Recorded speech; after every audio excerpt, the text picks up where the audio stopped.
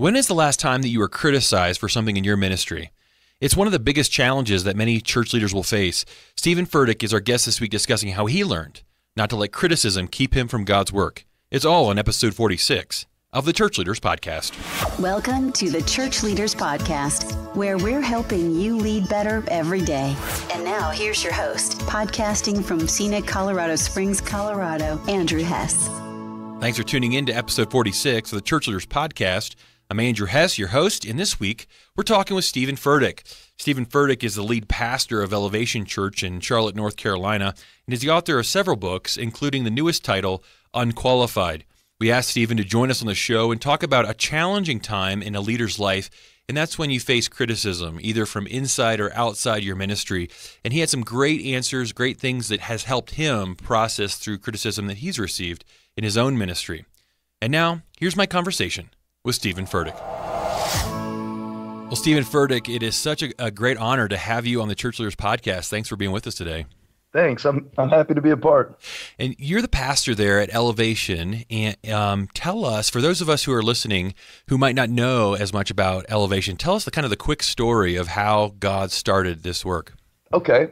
Well, I was 16 years old when I gave my life to Christ, and pretty soon after that, started feeling stirred that I was going to be a pastor one day. I was actually reading a book by Jim Cymbala, who pastors the Brooklyn Tabernacle, a book called Fresh Wind, Fresh Fire. And that book fired me up. It was one sentence in particular. He said, "I despaired at the thought that my life might slip by without God showing himself mightily on our behalf." And something about that sentence, man, I'm 16 years old. I'm like, I'm going to start a church one day. I'm going to reach people. And of course, I go to college and everything like that. But right after I got married to my wife, Holly, I found myself surrounded by some good families. And so we, along with 7 other families, put up a map and started praying about where God would send us and moved to Charlotte, North Carolina, started forming a team and launched the church about 10 years ago and have seen God bless it, grow it. And it's been a faith journey, man, which we can talk about. We've experienced a little bit of everything, really, really high highs and some lows as well. But it's been 10 years now, and God has been faithful. Wow. And if you could go back in time 10 years and change one thing about the way that you launched the church, what would that be? I guess I would rely on something I heard another pastor said one time. Okay, so this isn't original with me, but he's about twice my age, and he was kind of asked that same question. He said something profound. He said, "If I changed anything, it would change everything. So I wouldn't change anything." And I guess I would co-opt that statement or that sentiment as my own, because I look back on some of the things that we did in the first few years, and I think that I must have come across really obnoxious, or certain things that I overemphasized in the first couple of years that now I've seen, well, there needs to be a balance to this. But if I hadn't overemphasized them early, I may not have the culture now that enables us to be who we are. So I actually stood up in front of a group of leaders recently and did a whole session called My Favorite Mistakes, which is also a really great Sheryl Crow song that I like, with a good bass line. But I did a whole talk on it, and it was kind of this idea of reframing the mistakes and saying that they make us who we are as much as the good things we did. So, hey, I might go back and tone down a few things, but I also think everything that we were doing was within the context of trying to figure it out from where we were, and we can see it more clearly now. But even those missteps, I think, were an important part of the process of arriving to where we are today, to be who we are. Mm-hmm. And your church it's recognized as one of the fastest growing churches in America. So talk about how, as you look back, are there certain things that you look back and think, man, these are some of the things that we did that just kind of caused this great growth? Yeah, I think there are. I think building the team with such a strategic focus early on and pouring a lot into the original team was so valuable. Like, I look back on the time that I spent with our team when it was just, not that we had nothing, but we would sit around and instill our values, and we would read through the book of Acts together and read through other books that we thought were helpful, and we'd talk about the kind of church we're going to be. And you know what? A lot of that stuff we talked about has changed, because a lot of it was idealistic based on our picture of ministry.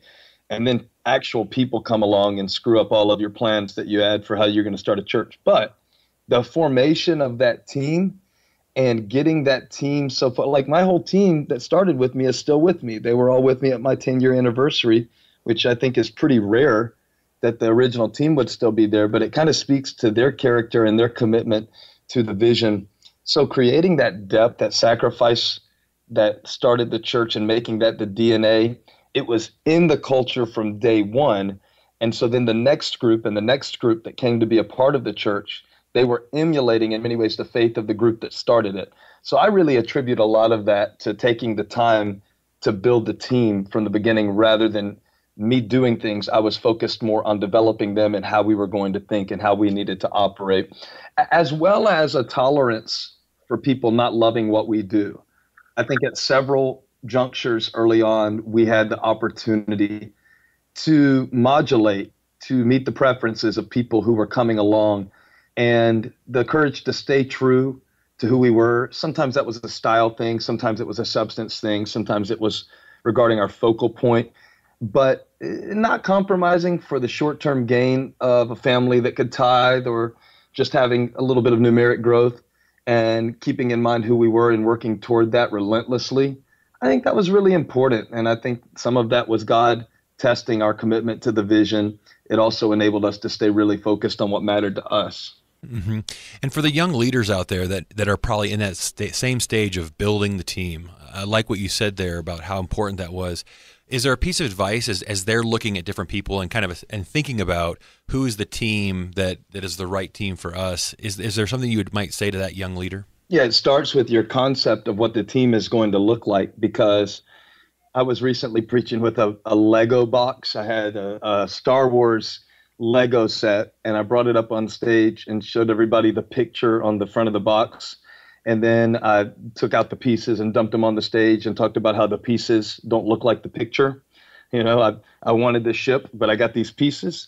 And sometimes we're asking God as leaders, give me a team. I want a team. Well, God's going to give you the team in pieces, and he's going to put people in your life that have some skills, but maybe don't have the exposure or the experience.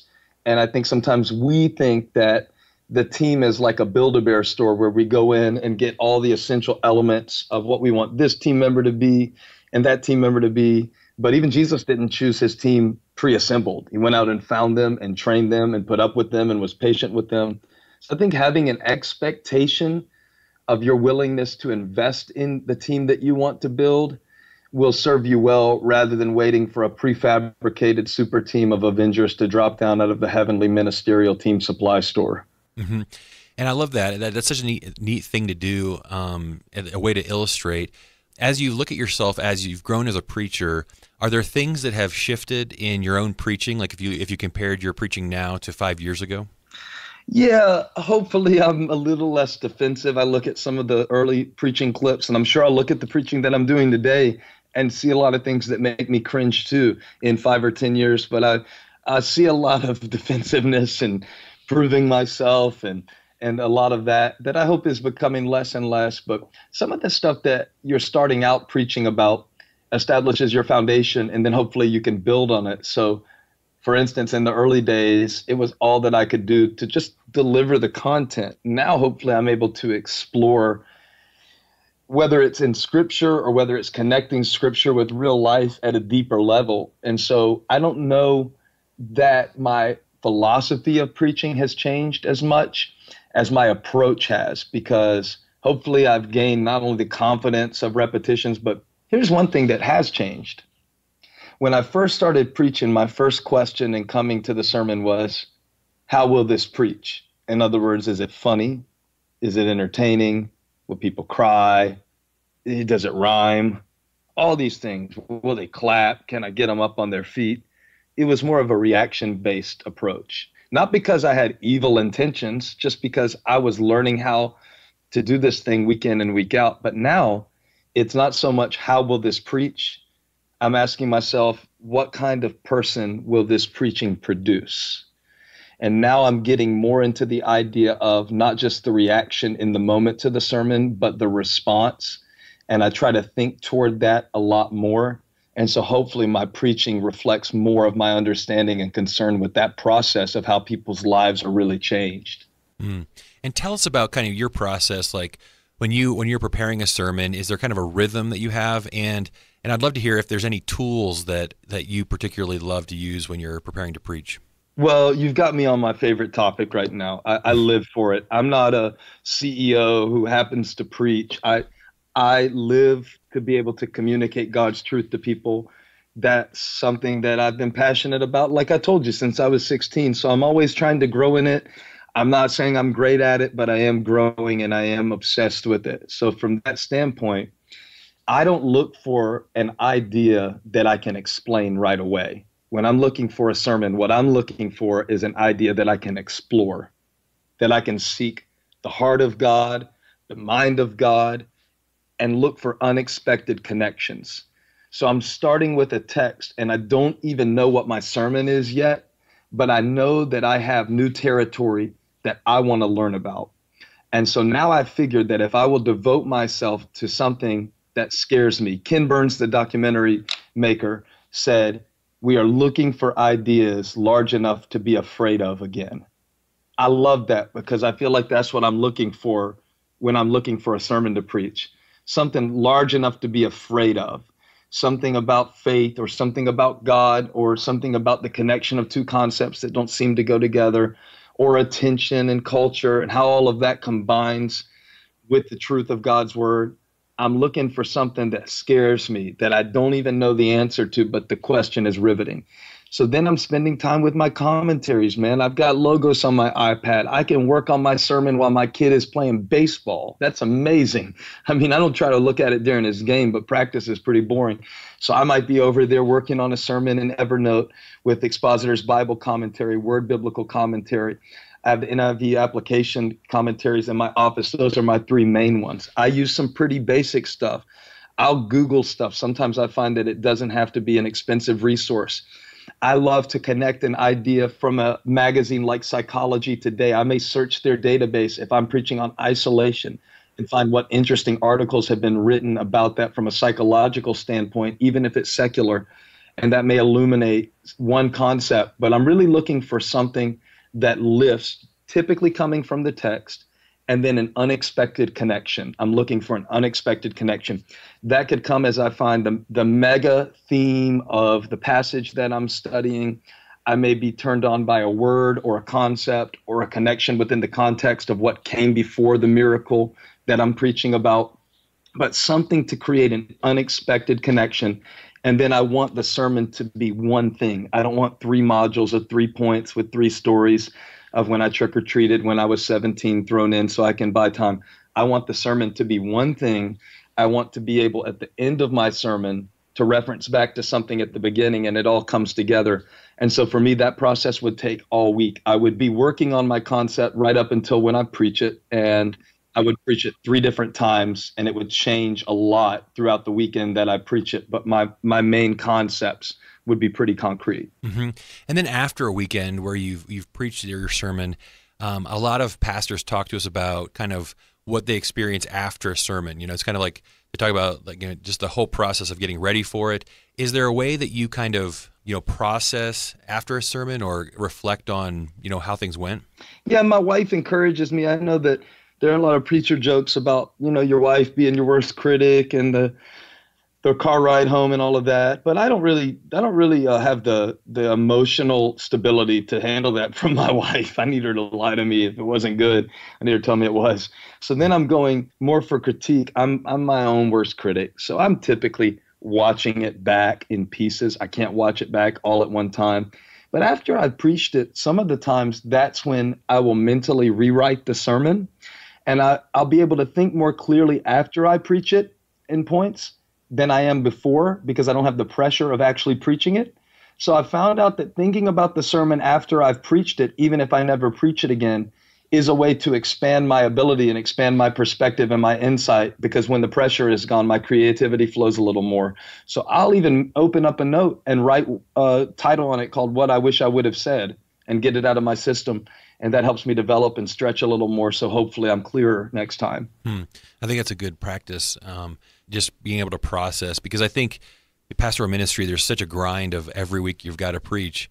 Let's talk a little bit about, I think one of the challenges of being in the limelight and having such a great ministry like you do is that it opens up, there are probably a lot of people that give you criticism or are critical either from within the church or outside. How do you personally kind of handle some of that? Well, can I tell you a story about that? Sure. As a way of answering the question.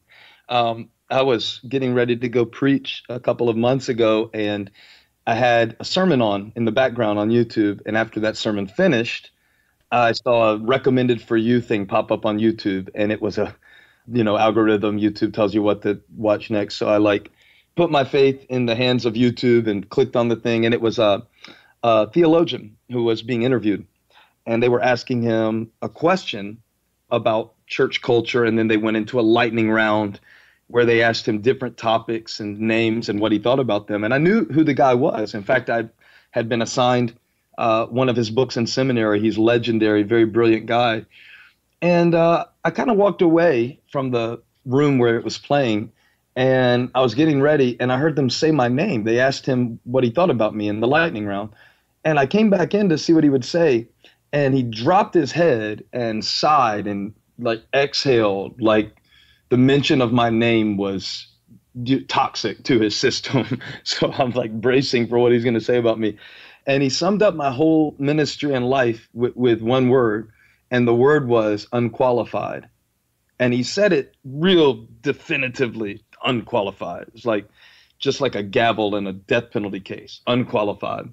But what I was surprised about in hearing him say it, because I rewound it a couple of times just to watch it over and over again, was that I wasn't mad, and I didn't even find myself arguing. Instead, I almost felt like he summarized the way that I've felt ever since I've been doing this thing, not only for the past 10 years, but how I felt about myself as I've intended to live for God and to lead others. I've always felt unqualified, and I discovered it puts me in pretty good company. We flatten so many of our biblical heroes and our models. But what Paul had to say about ministry when he was defending his credentials to the super apostles in 2 Corinthians revolved around his weakness.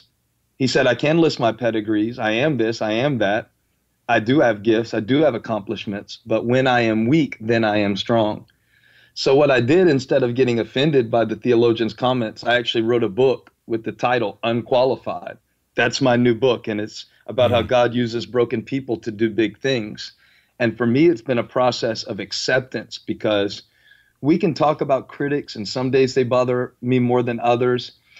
But what we really have to talk about is my inner conflict, because, the criticisms of others are only about as devastating as my internal insecurities allow them to be.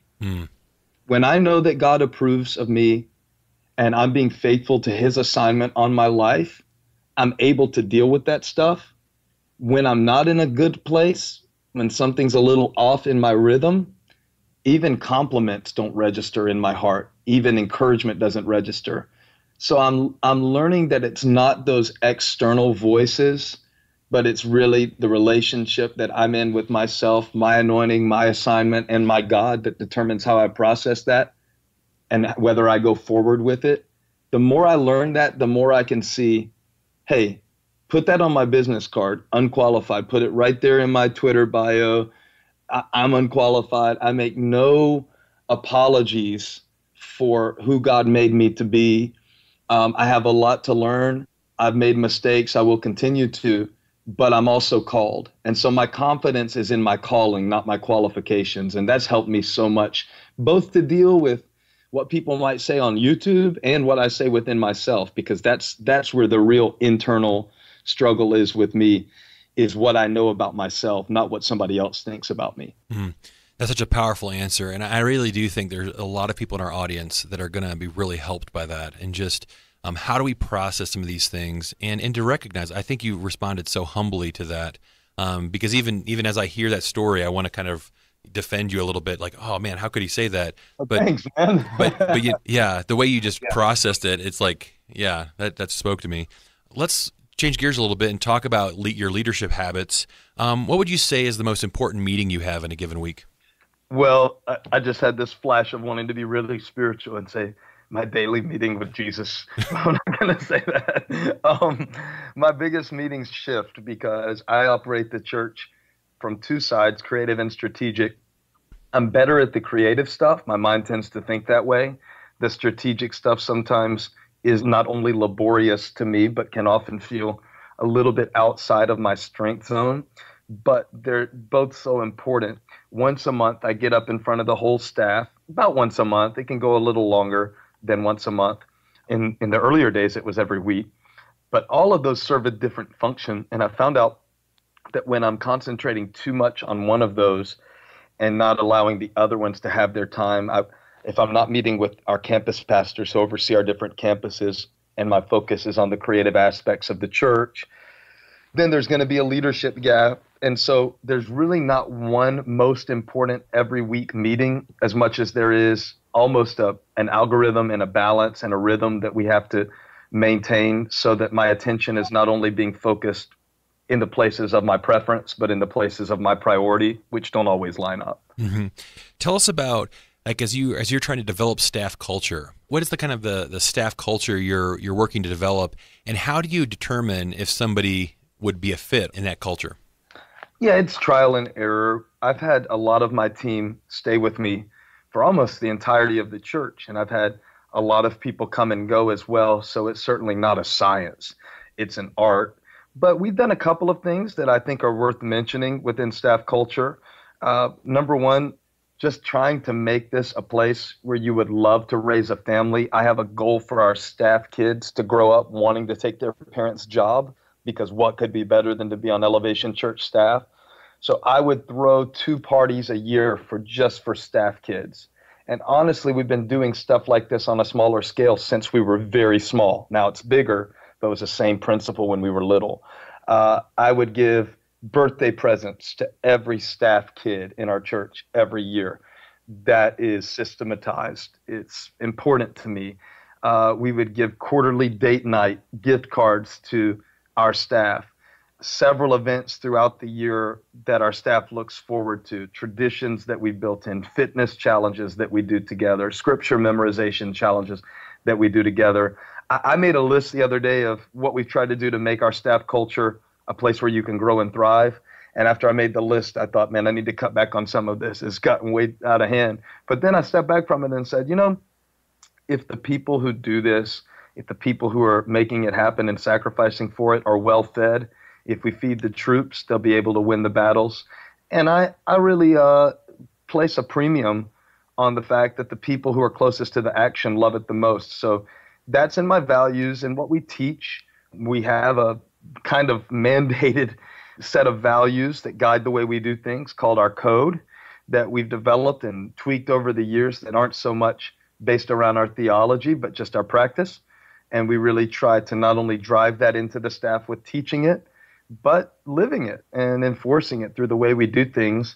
And so we try to have a lot of handles. But one thing worth mentioning for every leader is when my team knows I'm fresh and I'm coming to them with fresh direction that God has given me, fresh ideas, fresh excitement, fresh enthusiasm, that trickles down.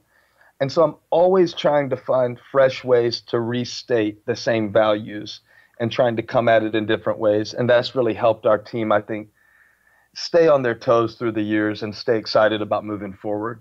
Mm-hmm. What are some of the biggest dreams that you and your team are praying for the future of Elevation Church? Yeah, that's a cool question. It's changed a lot because now when we dream the dream, we also see the responsibility that comes with it. When you're beginning something, you only see the blessings, but you don't associate the battles with the blessings, and you don't realize that every blessing incurs a certain amount of sacrifice. And so when we look at it now, I think we're looking forward to outside of our town, Charlotte, North Carolina, seeing some other sites develop in other parts of our state, other parts of our country.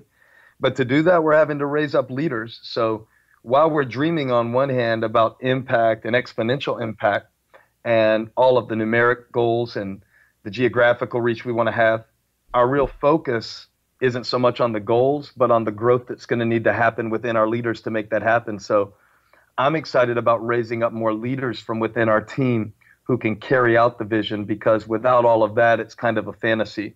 So we're putting a lot of focus into the formation of our leaders right now so we can be prepared for the opportunities God gives. We know we can't predict them, but we want to be positioned to respond to them when they come. That's so good. Stephen, thank you so much for taking time to talk to us today.